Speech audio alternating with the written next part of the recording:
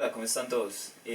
Bueno, el día de hoy vengo preparado con un video para ustedes, dándoles a conocer algo muy importante que son las ramas del poder público, eh, que creo que es algo fundamental que debemos aprender todos, eh, ustedes, o sea, toda la comunidad colombiana debe saber esto desde los jóvenes hasta los adultos, porque esto nos puede ayudar mucho a saber en el futuro diferentes cosas, a qué entidades podemos acudir respecto a una demanda, respecto a muchas cosas.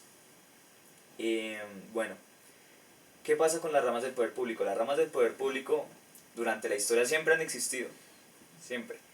Lo que pasa es que antiguamente eh, el gobierno, por así decirlo, de las diferentes naciones se conformaba por el rey. ¿Qué era el rey? El rey era la persona que hacía las leyes, las hacía cumplir y juzgaba a las personas con esas leyes. Pero era solo esa persona. Entonces, ¿qué pasaba con esto?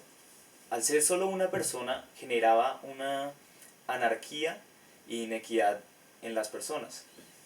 Entonces, pues bueno, esto a lo largo de los años fue cambiando cuando vinieron la Revolución Francesa, Revolución Inglesa, o sea, ya a lo largo de todo el mundo en general, también en América Latina aquí con las diferentes revoluciones, eh, fueron generando que se hiciera necesario que estas diferentes normas se hicieran cumplir, pero por diferentes personas, por diferentes grupos. Entonces, así fue pasando. Y así poco a poco se iban creando este tipo de ramas del poder público, pero dándole una responsabilidad a diferentes personas.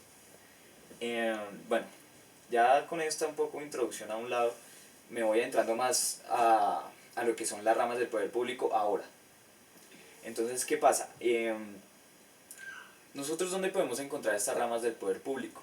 Las podemos encontrar en la Constitución Política, que fue escrita en 1991, la nueva Constitución, y las podemos encontrar en el artículo 113, que dice que son ramas del poder público la legislativa, la ejecutiva y la judicial. Además de los órganos que las integran, existen otros autónomos e independientes. ¿Qué pasa? Yo les acabo de nombrar las tres, que son la legislativa, la judicial y la ejecutiva. Existe una cuarta, pero que no va tan, o sea, no profundiza tanto en este tema de las ramas del poder público. Ya es un poco aparte, que son los organismos de control, que son la Contraloría y la Procuraduría. Bueno, ¿qué son las ramas del poder público? Las ramas del poder público son la forma en la que se hace que las normas se cumplan, generando una equidad y control entre la sociedad. Bueno, ya me adentro un poco más. Entonces aquí podemos ver la estructura del Estado colombiano. Y aquí si nos vamos a este lado están lo que es el tema, que son las ramas del poder público: legislativa, ejecutiva, judicial. En la ejecutiva parten dos, que es el orden nacional y orden territorial, que ya un poquito más adelante les voy explicando qué significa eso. Los organismos autónomos, no sé si se alcanza a ver bien esto de acá abajo, pero se los voy a leer. Dice: Banco de la República, entes universitarios autónomos, corporaciones autónomas regionales, Comisión Nacional de Televisión, Comisión Nacional del Servicio Civil. Ya eso era lo que yo les decía, que no. Órganos de control: Ministerio Público, Procuraduría General de la Nación, Defensoría del Pueblo, Personerías distritales y municipales. Esto hace parte de órganos de control que les acabo de explicar, que era la supuesta cuarta rama del poder público. Aquí a lo último dice organización electoral, Consejo Nacional Electoral y Registraduría Nacional del Estado. Esto vaya dentro de la estructura del Estado colombiano. Rama legislativa del poder público.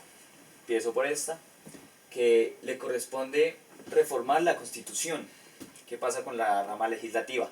Es la que hace las leyes, reforma las leyes si es necesario, y da un control político sobre el gobierno y la administración. Aquí dice Congreso de la República, Senado de la República y Cámara de Representantes. En la rama legislativa se divide en el Congreso. ¿Qué pasa con el Congreso? Se divide en dos, que son estos, que son el Senado y la Cámara de Representantes. Por el lado del Senado existen las comisiones constitucionales permanentes, que son constitucional, Hacienda, internacional, presupuesto. Hacienda tiene que ver con el dinero, ambiental, todo lo que tema de ecología, servicios públicos y el tema social. Otra parte que tiene que ver con el Senado es comisiones legales, de cuentas, investigaciones y acusaciones. Por ese lado, Cámara de Representantes, comisiones accidentales y otras comisiones. En otras comisiones podemos ver que está derechos humanos y audiencias, de ética, de acreditación, crédito público y de seguimiento. Composición del Congreso de la República. En el Senado son 102 miembros en general. ¿Qué pasa? Son 100 miembros que son escogidos por circunscripción nacional. Y 2 miembros son indígenas, de la comunidad indígena. En la Cámara de Representantes son 2 representantes por circunscripción territorial, uno por cada 250.000 habitantes, 5 más de circunscripción especial. ¿Qué es circunscripción especial? Es comunidades negras, comunidades indígenas, uno para minorías políticas y uno para colombianos en el exterior. Requisitos para ser congresista. ¿Qué pasa? Cuando uno quiere ser un senador, tiene que cumplir con unos requisitos. ¿Cuáles son esos requisitos? El ser colombiano de nacimiento es algo que es requisito no solo para ser senador, sino para representante, para ser presidente, para vicepresidente, para todo tipo de cargos uno tiene que ser colombiano de nacimiento. Igual, un ciudadano en ejercicio. Se preguntarán qué es un ciudadano en ejercicio. Esta persona no puede estar en la cárcel, porque ya que si usted está en la cárcel, ya pierde sus derechos, pierde muchas cosas y esto no se permite. Y ser mayor de 30 años. Para ser representante también son los mismos. ¿Qué es lo único que cambia? La edad. En la edad son solo 25 años a la fecha de la elección. Bueno, ya aquí pasamos a la rama ejecutiva. Entonces, la rama ejecutiva ejerce la actividad administrativa y adelanta en forma coordinada entre las instituciones y organismos y entidades que la componen. Bueno, en la rama ejecutiva lo conforman el presidente de la República como máximo líder de esta rama, que también es el máximo líder de las Fuerzas Armadas de nuestra nación. También lo conforma el vicepresidente, que va más abajo, los ministros, y ya yéndonos un poco a la parte departamental están los gobernantes, y yendo hacia la parte municipal están los alcaldes. Entonces, ¿qué pasa con el ministerio? Existen las superintendencias y unidades aditivas especiales y establecimientos públicos que también hacen parte de los departamentos administrativos. En los ministerios existen empresas industriales y comerciales del Estado, y también existen, por otro lado, sociedades de economía mixta. En departamentos administrativos también está entidades descentralizadas indirectas y entidades de carácter especial. Ya bueno, vamos a la rama judicial, que es una rama muy importante. Bueno, todas son importantes, pero esta tiene un poco más de contenido y más... Perdón. Bueno, la rama judicial. ¿Qué pasa con la rama judicial? Existen jurisdicciones. Que está jurisdicción ordinaria, que es la Corte Suprema de Justicia. ¿Qué pasa con la Corte Suprema de Justicia? ¿Qué hace la Corte Suprema de Justicia? La Corte Suprema de Justicia es la que aplica las normas cuando existe un conflicto entre un particular y otro particular. Aquí aparece jurisdicción contencioso administrativo, que está el Consejo de Estado. ¿Qué hace el Consejo de Estado? La función del Consejo de Estado es aplicar estas normas, pero cuando existe un conflicto entre un particular y una entidad del Estado, o también entre una entidad del Estado y otra igual. Bueno, aquí está jurisdicción constitucional, la Corte Constitucional. ¿Qué hace la Corte Constitucional? Como su nombre lo dice, la Corte Constitucional protege y protege la Constitución.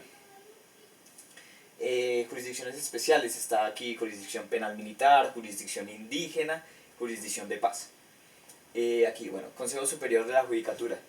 Y por acá, Fiscalía General de la Nación, Fiscalía General, Fiscalía Fiscales Delegados. ¿Qué hace la Fiscalía? Investiga cuando estas normas no se cumplen por entidades o por particulares en general. Esto era lo último que yo les decía. De todas maneras lo voy a explicar por si algunos lo necesitan, que son los órganos de control. Que bueno, aquí está el control fiscal y el Ministerio Público. Por parte del Ministerio Público, entonces dice, Procuraduría General de la Nación, que parte de ahí la Defensoría del Pueblo y Procuradurías Regionales. En las Procuradurías Regionales sale Procuraduría Departamentales, Procuraduría Distrital y Procuraduría Municipales. Por el control fiscal, Contraloría General de la República, Auditoría General de la República y Contralorías Departamentales y Contralorías Distritales y Municipales. Y bueno, esto fue todo por hoy, espero haberles ayudado. Y bueno, a ver, que aparte de que hayan escrito su trabajo y eso, hayan aprendido y les haya quedado algo de esto. Muchas gracias.